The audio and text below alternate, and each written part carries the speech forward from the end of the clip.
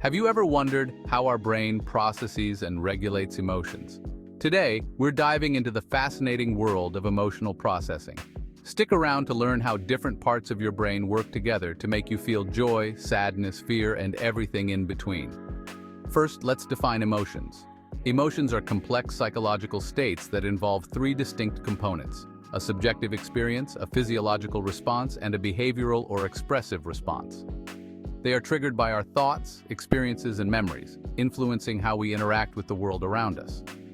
At the core of emotional processing is the limbic system, a set of brain structures that includes the amygdala, hippocampus, and hypothalamus. Let's break down their roles. First up, the amygdala. This almond-shaped structure is crucial for processing emotions like fear and pleasure. It helps us respond to emotional stimuli and plays a significant role in survival by assessing threats. Next, the hippocampus. The hippocampus is essential for forming new memories and linking them with emotions. This gives our experiences context and helps us remember emotional events. Lastly, the hypothalamus. The hypothalamus regulates bodily functions such as hunger, thirst, and temperature, and it controls emotional responses by triggering the release of hormones like adrenaline and cortisol. Emotional regulation, our ability to manage and respond to emotional experiences, heavily relies on the prefrontal cortex and the anterior cingulate cortex, or ACC.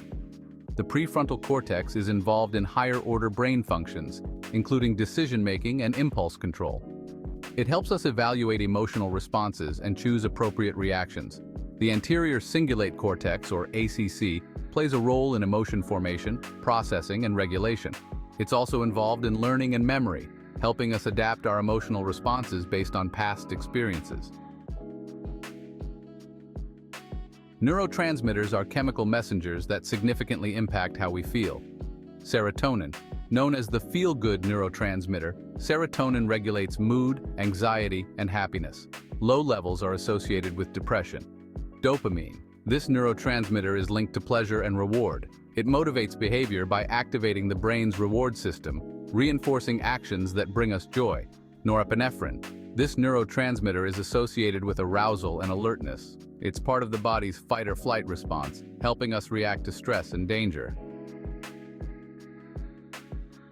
When we encounter a situation, sensory information is first processed by the thalamus. The thalamus then sends this information to the amygdala, which evaluates its emotional significance. Simultaneously, the prefrontal cortex assesses the situation and helps us decide how to respond. Imagine seeing a snake. Your amygdala might trigger an immediate fear response, while your prefrontal cortex evaluates whether the snake is dangerous and helps you decide whether to run away or stay calm.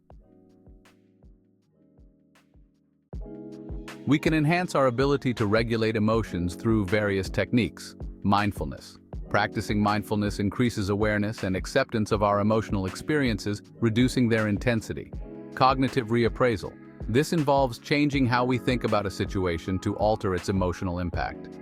For example, viewing a challenging situation as an opportunity rather than a threat. Deep breathing and relaxation. These techniques help calm the nervous system, reducing stress and emotional intensity. Understanding how our brain processes and regulates emotions offers valuable insights into our behavior and mental health. By exploring these mechanisms, we can learn to manage our emotions more effectively and improve our overall well-being. Thanks for watching. Don't forget to like, subscribe, and hit the bell icon for more fascinating content on human biology and more. See you next time.